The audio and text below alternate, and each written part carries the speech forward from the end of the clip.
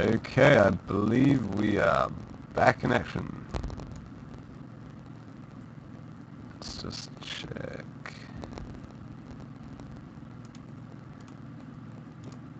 Okay, we are indeed back, and the third game in this ZVZ series between Eon Zerg and Bakaru in the Brood War Mapping Network Open Tournament Round of 16 is on Cross Game.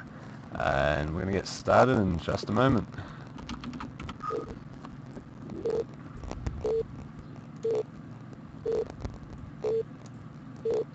Hopefully the sound is fixed, but if it's still bad, then there's basically nothing we can do until next week. Okay, top right corner we have Eon Zerg, the orange Zerg, and in the bottom left corner we have the light yellow, who is Bakaru. He says he's green. How is that green? Maybe he is green if he's got allied colors turned on. Anyway. Apparently the sound is still bad, I'm very sorry about that. Yeah, resetting XSplit has never worked well for me. It's possible it's a sound driver problem or something, but we haven't had bad sound the other weeks, I don't think, so... Have you taken down the cover yet? Oh no, sorry.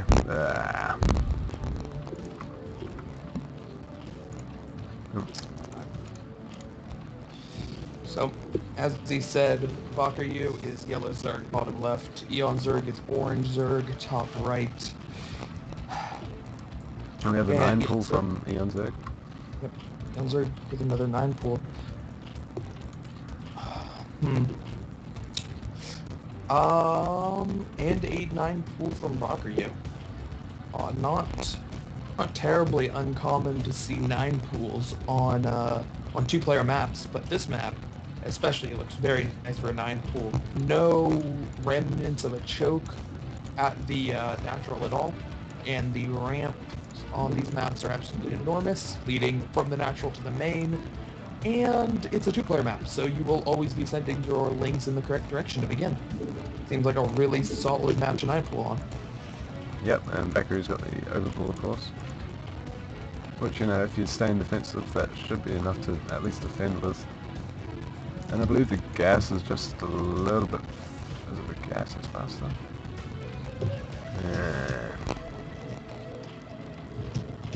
Yeah, we still have sound problems, that's annoying.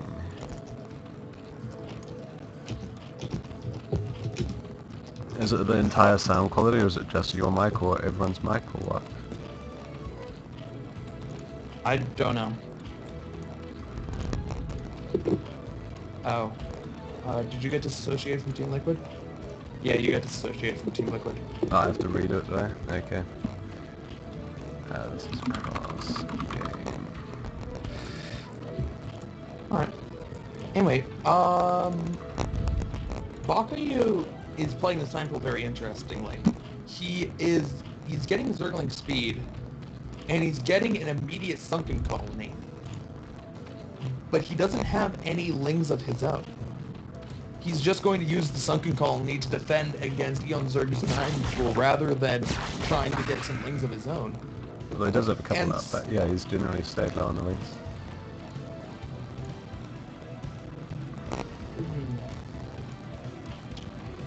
That's an interesting move from him. The sunken colony will be more cost efficient at holding off the lings than if he was to just build equal number of lings compared to Eon Zerg. But if you're not actively using the sunken colony, or excuse me, you can't actively use the sunken colony once you do want to move out, where the extra lings might have been, would have allowed you offensive opportunities. But I guess this comes back to what I was saying in the beginning. Bakaru is definitely a player who likes to turtle as much as you possibly can in a ZVZ matchup, which isn't very much, but it's decisions like this, deciding to play it passively. I'm just going to build a sunken, and then he's coming in with the lings, and he's going to try and bust us. He's taking sunken colony, and Bakaru is defending with his lings, but it looks like the sunken colony is not going to go down, so Eon Zerg is forced to back away with his lings back on the ramp. And that was exactly what Bakaru was looking for. His Spire more than halfway done compared to Eon Zerg's, which has just started. So he will have He might be quick enough, maybe quick enough to force spores. Nah, I don't think he'll be quite quick enough to force spores, but he will be quick enough to pick off a few, one or two drones before Eon Zerg's Mutalisks come out, if he does immediately rush for it. Very good decision from Bakuryu, and even though he did make those early Zerglings, he didn't lose any Zerglings at all in that engagement. So now he can still be offensive even though he built less Zerglings. And Eon Zerg may just be forced to build a Sunken here. I guess we're going to see as Bakuryu heading straight in. He does have one more Ling to use on the ramp here, now 2 Ling advantage. Oh, Eon Zerg evening up the numbers. It's going to be a very close engagement here, but I don't think Bakuryu, nah, he can't quite win. Is Eon Zerg going to... Man, Eon Zerg! It's like last game, I thought he should have built it in the natural. He built it in the main. This game, I think he should build it in the main, but he's going to build it in the natural. It's just a very unsafe move. When your opponent's on the offensive like this, it can be rather risky to build your main in the natural like that, compared to the safe, compared to the safety of putting it back in the lair. Especially if you're going to end up scoring up. But Eon Zerg not feeling that's an issue. Feeling that Bakuryu won't be super aggressive right now, and we'll see whether that risk pays off for him. And these links. Oh, and Eon Zerg leaves the game. Possible we had the replay bug where it doesn't actually show the GG, but yeah, it looks like he just left. Okay, so that means that Bakuryu takes game 2, so he's going to be going on ahead into the round of 8. And the next series we have is True Touch versus Jim. But before we get into that, I'm just going to have a real quick look and see if I can sort out the audio problems. But I don't think I will be because I'm not using anything different.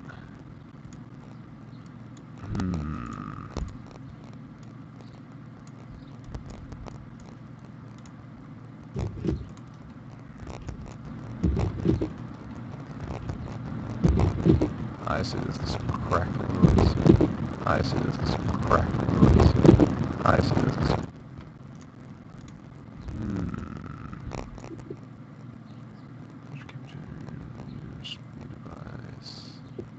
Yeah, I'm not seeing anything different from what I've been doing before, so I'm basically unsure as to why we have this sound problem. Just real quickly, I'm gonna actually just check something. I am going to mute myself and see if the roam goes away, if it's on my end or if it's on yours. Okay. And muting myself. Oh. That should help. Yeah, well, if you've muted yourself, then go have a look on the stream and tell me if it's improved or not.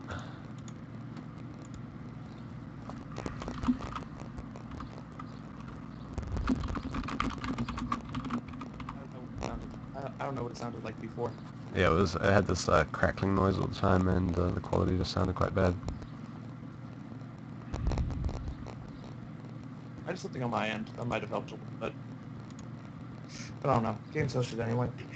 Okay, well, we're going to have to continue with it then. Sorry, everybody. If the sound's still bad, that's what we're just going to have to roll with. Okay, so the next game is True Touch versus Jim, both of who are very good players. And the map is Gemlong, so we're going to get straight into that.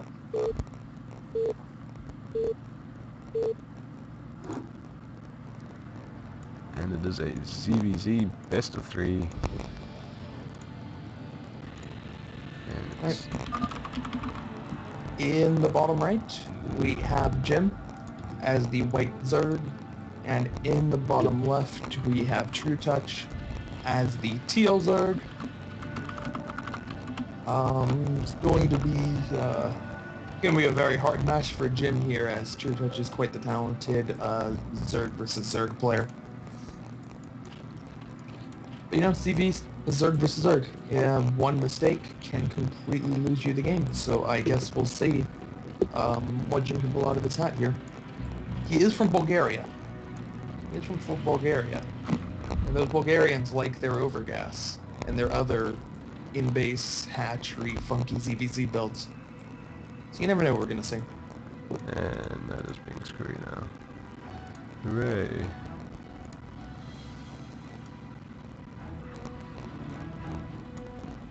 Okay. Boom, boom, Whoa. You managed to get it to be... You have... Wow. You have 16 by 9 in a window? Yep. That's sick. Yeah. The way I was taught to set it up, I don't have it in a window. It's just... Full screen. Yeah, I know. That's annoying to set up like that though. Yeah, it's terrible. It's hard to use it. Yeah, you can't, unless you have a second monitor, you can't really cast with it. But, yeah, I've got a virtual machine set up, but that was causing us sound problems last week. But this week it's, not causing us sound problems, but we've got different sound problems, so looks like every week we've had sound problems.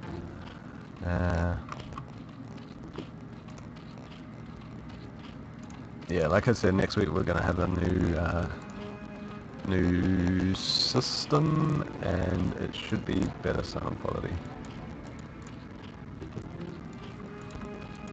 So, both players going for a 12 pool, something that we didn't actually see in our last ZVZ series. Every game there was either 12 hatch or 9 pool.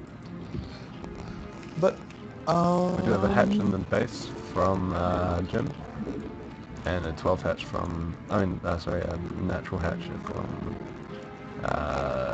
True Touch. Yeah, this is playing a little bit reserved from Jim.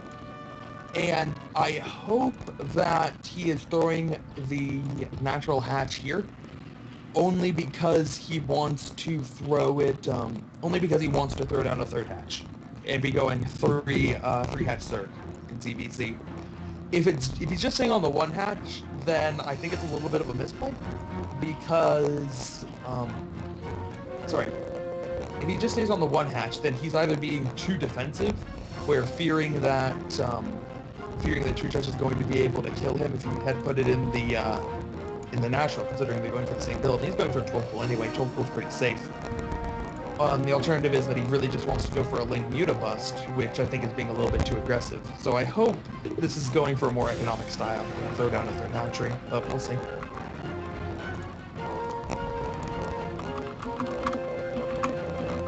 Loopback, what is that? Anyway, the layers are halfway done for True Touch and just about complete for Jim.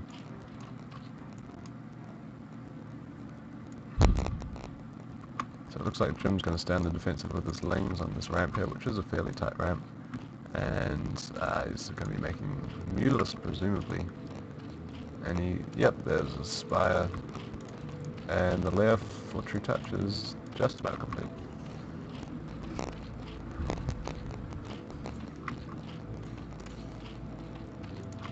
I apologize to anyone who's just tuned in. I apologize for the sound quality. We're working on it, but basically for this cast we're expecting it's going to stay like that. And for the next week's cast we're probably going to have it fixed, and yeah.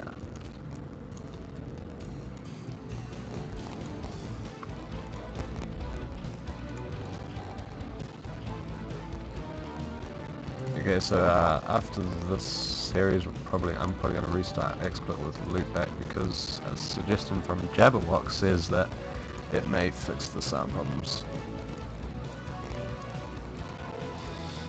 Alright. So, both players pretty much still have a mirror build. It's just the difference is the placement of the second hatchery. True Touch placing it in his natural, and Jim placing it in his main. We do now have the second gas being taken for True Touch, so it looks like Jim was thinking he wants to go for a bust with his legs, and we'll soon find out whether that will be effective. If True Touch plays out in Sunken Colony, it's going to be a little bit too late, so he's just going to have to rely on his own micro here, which might be a little bit hard. It does look like he is behind in the lane category a little bit, as he should be, considering that Jim building a few extra lanes here. And his Mulus as well are going to be behind a fair amount, as Jim's first Mulus is just popping out now. But it looks like True Touch is going to be pushing forward with his link, so Jim is running back, and he's sending his Mulus, of course, to go and harass And I would say that he might be able to snipe a drone or two, but this Scourge is just finishing just as the Reload come over. Yeah, but True Touch is now going for the counterattack. He has a good number of lanes. Jim has, I think, a couple left here, but if he can micro properly at the ramp, he might be able to hold it. It should be No, close. it looks like True Touch is inside his base now. He does have the Mulus count to be able to come back and defend this, but he's going to be losing a few drones most likely. And 1 drone, 2 drones, 3, 4... He's losing a lot of drones there, which is very significant, especially as he's only on the one base.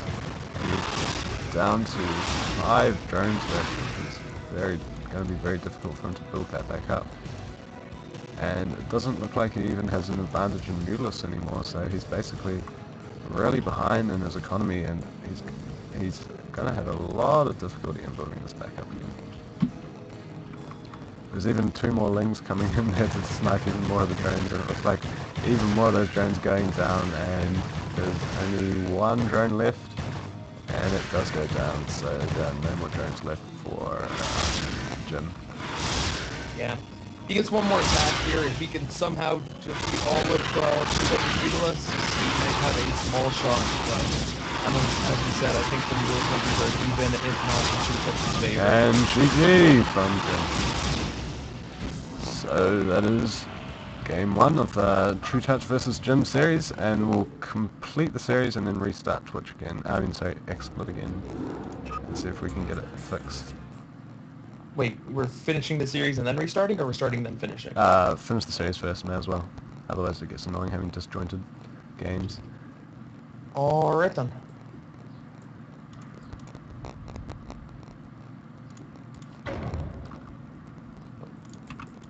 How bad? I misclicked. That's right.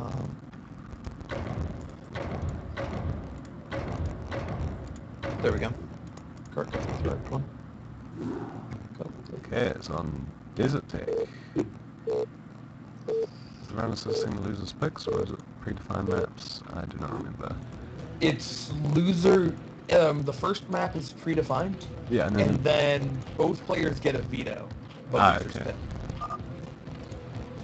So it's loser's pick, but slightly modified. Yep. Vetoes. Okay, and in the bottom left corner we have the blue Zerg, who is Jim from Bulgaria, and in the top right we have the yellow Zerg, who is True Touch from Team Alarin. I believe he's Polish, if I recall correctly. Indeed, True Touch is Polish. Yeah. So Desert Tech is a 4-player map, and both players are scouting in the incorrect direction, so looks like they'll be taking a little while to find each other.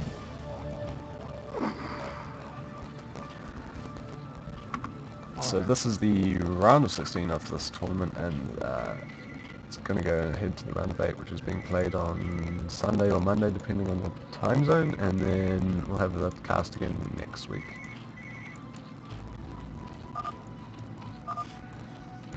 Okay. EXH is not able to micro. Yeah, I'm not sure either. What is EXH?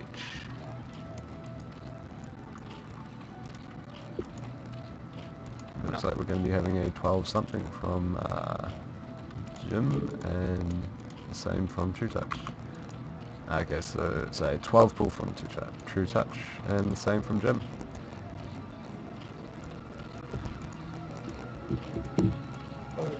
Okay, again, 12 pull versus 12 pull. And last game, as I said, I really think that going for the in-base hatchery off of the 12 pull was a mistake. It's possible that the bus could have worked, but he was going to be so similar on drone numbers, it didn't seem like it was really plausible. And he was just setting himself up for a bad late game. And it looks like this time we will have Jim throwing down the hatchery at the natural, along with True Touch nearly identical. Both players doing Murrow stuff, so...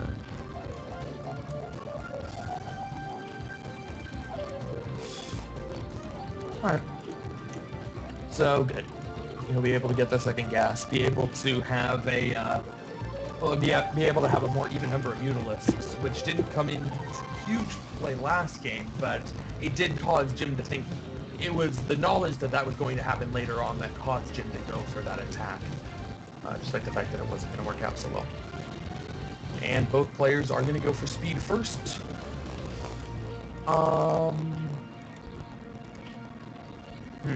This is just basically a really similar build, although Jim is staying on more on the defensive with his links. Actually, looks like both players are going to be sitting back then.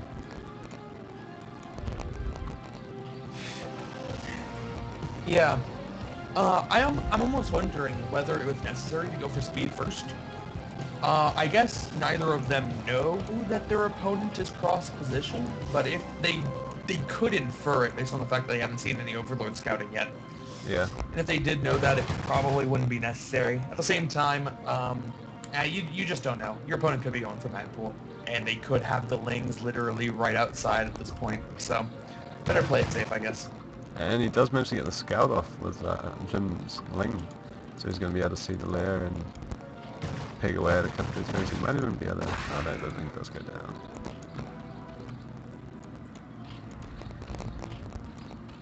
Alright. So it looks like True Touch is going to be a little bit aggressive here with his Lings now, and he does have a slight Ling advantage, I would say, especially with this group of other Lings coming up.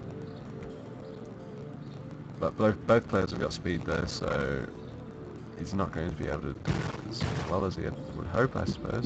Looks like he's going to be trying to place the Factory, I would think. Probably should, but it might be a little bit too late. Yeah, I think it's the Lings were blocking and wasn't able to pull it off, so True Touch is pushing in here with his Lings, and he might even be able to snipe that hatchery if he pulls this off correctly. The health pump's going down, and those Lings are going to be popping quite a bit late, and there's not going to be enough Lings coming out as well to be able to defend this, so that hatchery is going to go down. And True Touch is going to be able to contain the natural release. He kills off all those Lings very quickly, and he even still has a slight Ling advantage. And GG from Jim, so True Touch taking game 2. And so that means I'm going to go and restart XSplit with the, what is it called? Loopback prefix. Okay. So I'll just turn this off and be back again. Sorry about the